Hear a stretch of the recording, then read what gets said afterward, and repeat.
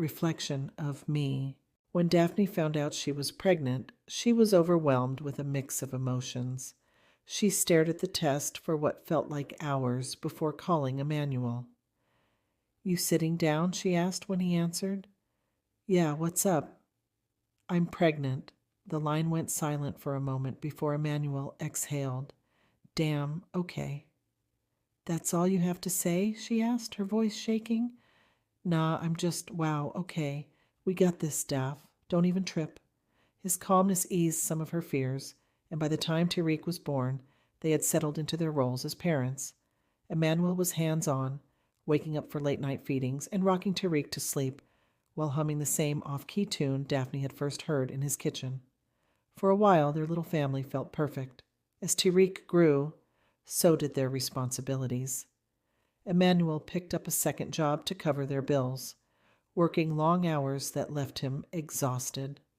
Daphne, now juggling motherhood and a part-time event planning gig, found herself increasingly alone. By the time Emmanuel came home at night, he was drained. Most nights he'd pour himself a drink, sinking into the couch without saying much. "You good?" Daphne would ask, trying to gauge his mood. "Yeah," he'd reply, but his tone was clipped, and the space between them felt wider than ever. The drinking became a nightly habit. At first it was just a beer or two, but soon it escalated to whiskey on the rocks, his glass always within reach. One night Daphne confronted him. "You've been drinking a lot lately," she said, crossing her arms. "Is everything okay?" Emmanuel sighed, rubbing his temples. "I'm fine, Daph. Can we not do this right now?" "Not do what? Talk about how you're shutting me out?" "I'm not shutting you out," he snapped. "I'm just tired. I'm out here busting my ass so we can have a decent life, and all you want to do is complain." "Complain," she echoed, her voice rising. "You think I'm not tired? I'm here all day with Tyreek, trying to hold everything together while you're out." "Out working," he interrupted, his tone icy. "So maybe cut me some slack."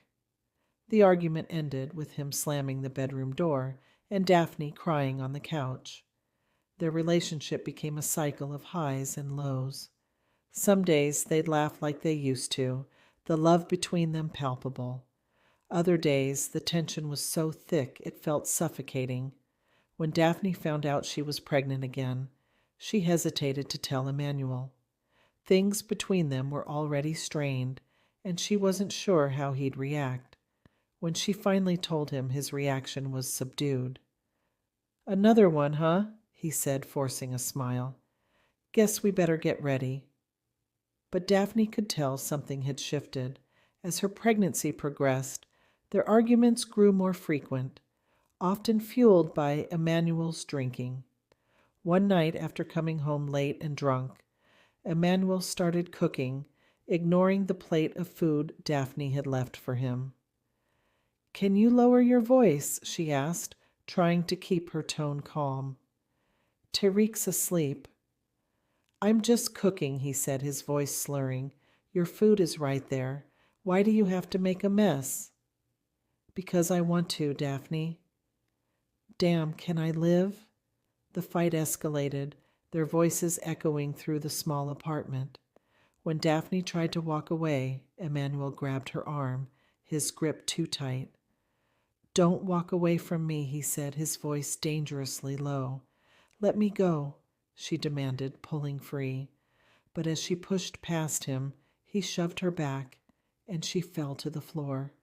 The silence that followed was deafening. Emmanuel stood frozen, his chest heaving as he stared at her. "Daph, I don't," she whispered, tears streaming down her face. "Just go."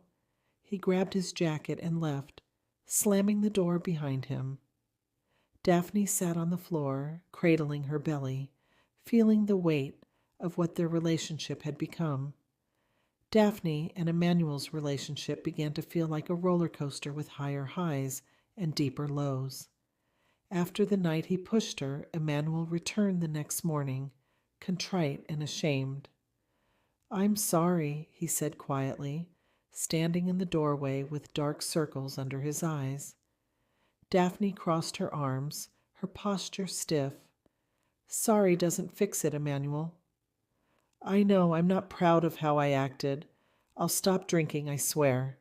His voice cracked, and for a moment she saw the man she'd fallen in love with, the man who cooked her breakfast and made her laugh until her stomach hurt. Daphne sighed, torn between the love she still felt for him and the hurt he'd caused. If you want to stay, you need to change. I can't keep doing this. He nodded, stepping inside and wrapping his arms around her. She let him hold her, but her guard was still up.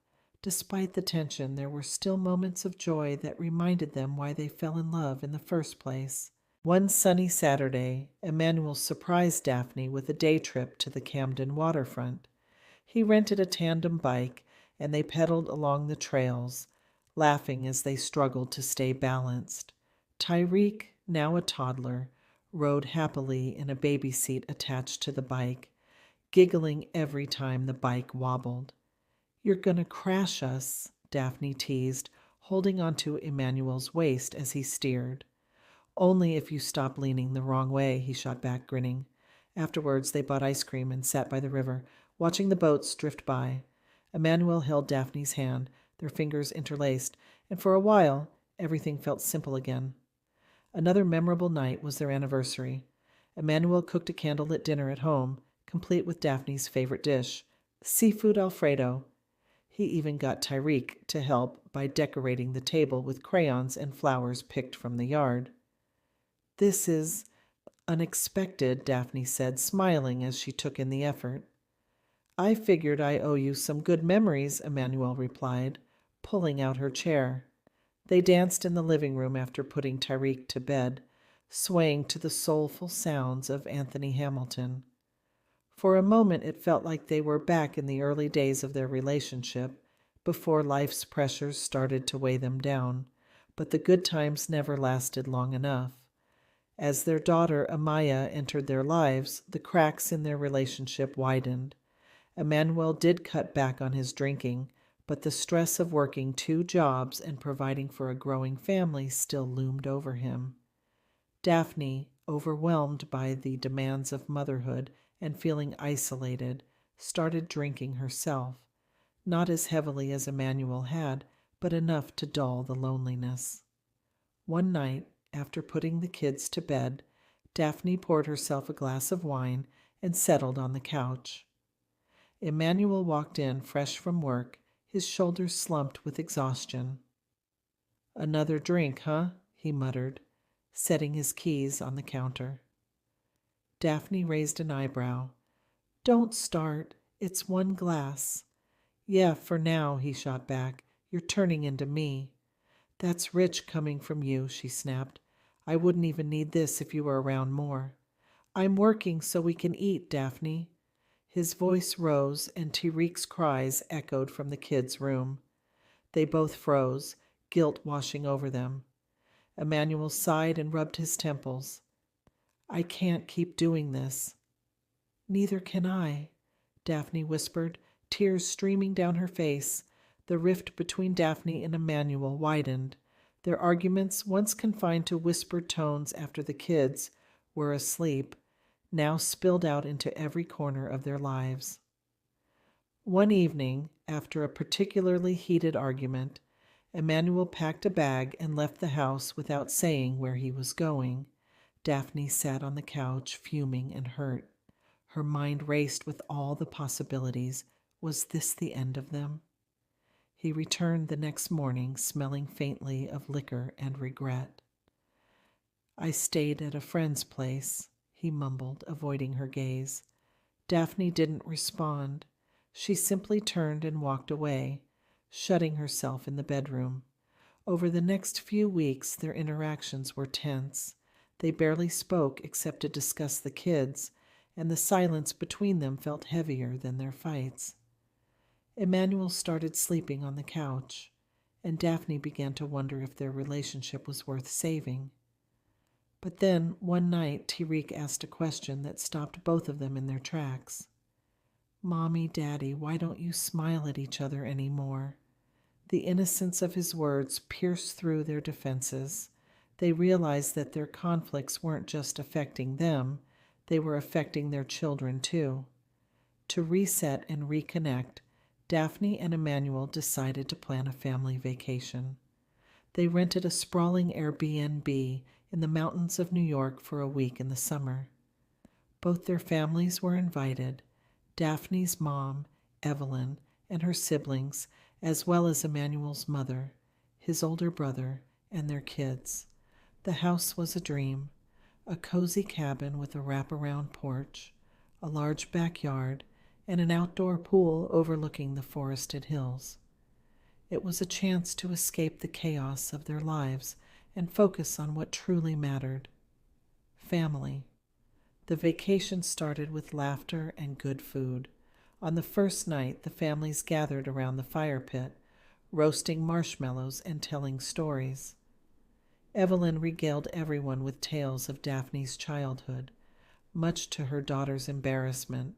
Did Elle ever tell you about the time Daphne tried to run away because she didn't want to clean her room? Evelyn teased, earning a chorus of laughter. Oh, Ma, come on, Daphne groaned, hiding her face in Emmanuel's shoulder. The next day, the family organized a relay race on the lawn. Kids and adults alike competed, their shouts of encouragement echoing through the mountains. Emmanuel's competitive streak came out as he led his team to victory, much to Daphne's mock annoyance. You cheated, she accused, playfully smacking his arm. Baby, I'm just that good, he replied with a grin, pulling her in for a quick kiss. The pool quickly became the centerpiece of the vacation. The kids splashed around, their laughter filling the air, while the adults lounged nearby with drinks in hand. Emmanuel decided it was the perfect time to teach Tariq how to swim. All right, buddy, he said, crouching by the pool's edge. It's all about trust. You trust Daddy, right? Tariq nodded, his wide eyes filled with a mix of excitement and fear. Okay, let's start with floating, Emmanuel said, guiding Tariq into the water. With patience and encouragement, he helped his son float on his back, then kick his legs, and eventually paddle short distances. Look at me, Mommy, Tariq called out, beaming with pride. You're doing amazing, baby, Daphne cheered, clapping from her spot on a lounge chair, holding baby Amaya. As the sun dipped below the horizon, the family slowly trickled out of the pool area, leaving Emmanuel and Daphne alone in the water. The evening air was warm, the pool illuminated by soft, glowing lights. Daphne floated lazily on her back, the water lapping at her skin. Emmanuel swam up behind her, his hands resting lightly on her hips. You've been quiet today, he murmured, his lips brushing against her ear. Just soaking it all in, she replied, tilting her head to look at him. He pulled her closer, their bodies pressing together beneath the water. The tension between them melted away, replaced by a familiar spark. You know, he said, his voice low, I think we deserve a moment for ourselves. Daphne smirked. Oh, you think so, huh? Before she could say more, he captured her lips in a deep kiss. The world around them seemed to disappear as they moved together in the water. Daphne wrapped her legs around his waist, her fingers trailing down his back. The midnight sky above provided the perfect backdrop for the silhouettes of their bodies intertwined in the pool. The moonlight glistened on the rippling water and illuminated their skin, the soft glow highlighting the curves and muscles of their bodies. He towered over her, his brown skin a stark contrast against the cool blue of the water. Every movement was fluid and graceful, their bodies moving in perfect harmony. Emmanuel untied the front of Daphne's bathing suit top, exposing her breast, her nipples hard and sensitive. He hovers over her nipples, his lips expertly wrapped around one nipple, while his hand gently caresses the other. His head bobs slightly as he sucks and nibbles, and his dark eyes are fixed on her face, watching for her reactions. Daphne pulled his dick out of the slit of his swimming trunks, stroking every inch of it. Their hands were slick with water, making their touches more sensual and intense, and the water caressed their skin, adding a sensual element to their lovemaking. He took hold of his hard dick and slid it into her wetness, their bodies connected in a slick, slippery embrace. With every stroke of his dick, suck and flick of his tongue, she felt waves of desire crashing over her, sending her into a state of pure ecstasy. The water sloshes around them after every stroke, adding a refreshing sensation to their heated skin. "Shh," Emmanuel whispered with a grin when she let out a soft moan. "The house isn't that far away." "You better hope no one comes back out here," she teased, her voice breathless. Their playful banter faded as their passion took over, the water still rippling around them. The only sound was the soft moans. But just as they were caught up in the moment, the sound of a sliding door opening made them freeze. "Y'all better not be doing what I think you're doing," Evelyn's voice called out, a mix of amusement and warning. Daphne buried her face in Emmanuel's chest, mortified while he chuckled. "Guess we're busted," he said, kissing the top of her head. The vacation was exactly what they needed. Surrounded by their loved ones, Emmanuel and Daphne remembered why they fell in love in the first place. The laughter, the shared memories, and the joy of watching their children play brought them closer together. By the time they returned home, they were determined to carry the peace, love, and happiness of the mountains back into their everyday lives. The road ahead wasn't perfect, but for the first time in a long time, they felt like they could face it together. When Emmanuel and Daphne returned home from their family vacation in the mountains, the air between them was light, almost dreamlike. For a month their relationship felt like the early days of their love, easy, full of affection, and hopeful. Emmanuel woke up early to help Daphne with the kids, making breakfast while she got them dressed for daycare. In the evenings, they shared quiet moments after the kids were in bed, watching movies and laughing together. The fights and tension that once consumed them seemed like a distant memory. "See?" Daphne said one night, leaning against Emmanuel on the couch. "We can do this. We just needed a reset." He kissed her forehead, smiling. "I told you I'd do better." For a while he did. About a month after the vacation, Emmanuel's childhood best friend, Maurice, moved from Trenton to Camden. Maurice was a charmer, quick with a joke, and always the life of the party. He was also single, and his lifestyle didn't exactly align with the life Emmanuel and Daphne were trying to build. "Maurice's family," Emmanuel said when Daphne expressed concern. "He just needs a place to land for a bit. I can't turn my back on him." At first, Maurice's presence seemed harmless. He came over for dinners, played with the kids, and reminisced with Emmanuel about their younger days. But it wasn't long before Maurice's influence started to take a toll. "Yo, Manny, let's hit the bar tonight," Maurice said one evening. Emmanuel hesitated, glancing at Daphne. She was putting Amaya to sleep, her exhaustion evident. "I don't know, man. Daph's had a long day," Emmanuel replied. Maurice rolled his eyes. "Come on, bro.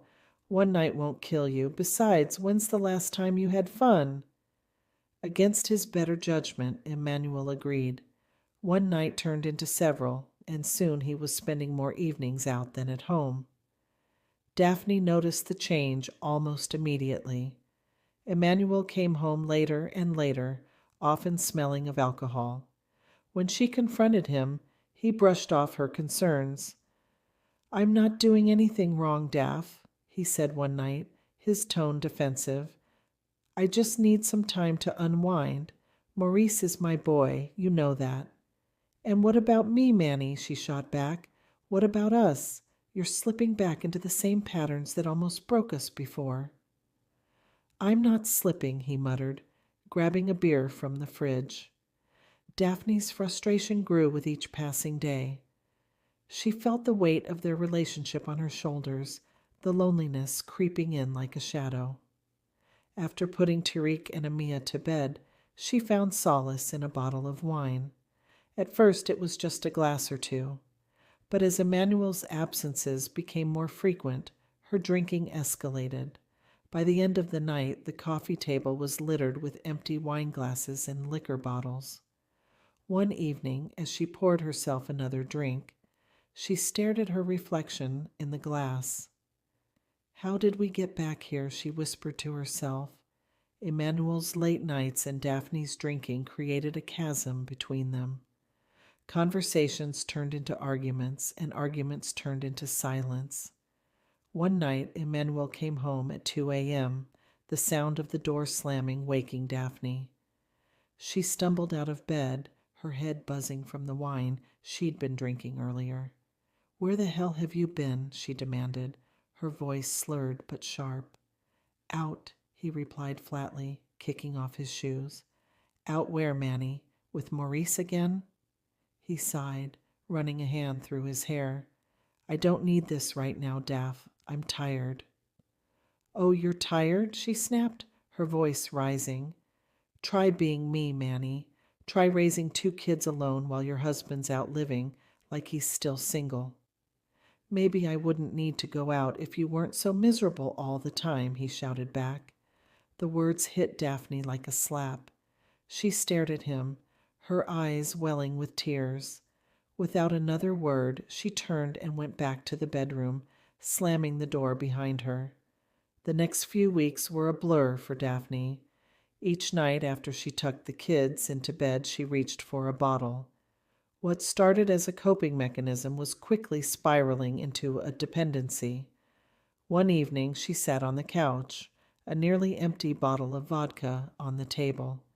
Tariq peeked out from his bedroom, rubbing his eyes. "Mommy, are you okay?" he asked softly. Her heart broke at the sight of him. "I'm fine, baby," she said, forcing a smile. "Go back to bed." But she wasn't fine, and she knew it. Emmanuel's family began to notice the cracks when they came over for dinner one Sunday. Daphne was unusually quiet, her eyes glassy, while Emmanuel seemed distracted and irritable. After dinner, Emmanuel's mother pulled him aside. "Something's wrong, Manny," she said firmly. "You two need to figure this out before it's too late." He nodded, the weight of her words sinking in. But when he tried to talk to Daphne that night, she was already passed out on the couch, an empty glass still in her hand. The sight shook him. For the first time, he realized just how far they'd fallen.